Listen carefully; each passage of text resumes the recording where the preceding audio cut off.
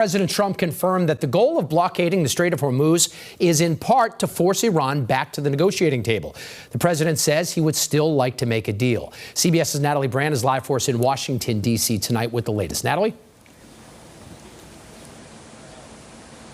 Hi, David. Yeah, and speaking about this, President Trump said the U.S. cannot allow Iran to blackmail or extort the world. Despite the two sides continuing to trade threats over the strait, there are signals both the U.S. and Iran are still talking. With a U.S. military blockade on Iranian ports in the Strait of Hormuz, maritime data indicated at least 2 tankers were turned away from the key waterway Monday. Right now we have a blockade. They're doing no business. I didn't like seeing boats come out if they were doing business with Iran, but if they weren't, no boats came out. So now Iran is doing absolutely no business, and we're going to keep it that way. Iranian state TV showed U.S. Navy destroyers being monitored near the strait. Attention all vessels in Oman Sea. This is Iranian Sepah Navy. And Iran's Revolutionary Guard threatened to retaliate, saying U.S. military ships will get a, quote, forceful response. We are ready for any options. President Trump on social media warned if Iranian fast ships come anywhere close to the U.S. blockade, they will be eliminated. The president signaled negotiations with Iran could continue despite no breakthrough in Pakistan this weekend after more than 20 hours of talks led by the vice president.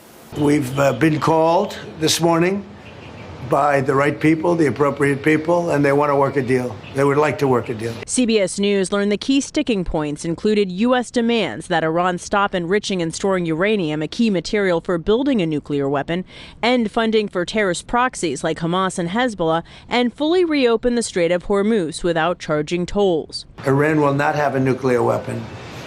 And we agreed to a lot of things, but they didn't agree to that.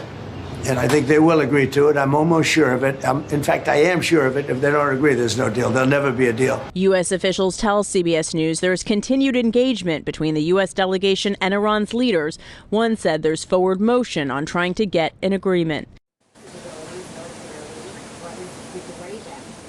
Now, a new CBS News poll found that nearly 70% of those surveyed said that they felt worried about this conflict, with most also saying they don't believe the president has a clear plan. But it's interesting to note there is a partisan split on this, with Republicans still giving him strong marks on Iran, whereas the vast majority of overwhelming number of Democrats and independents remain very critical.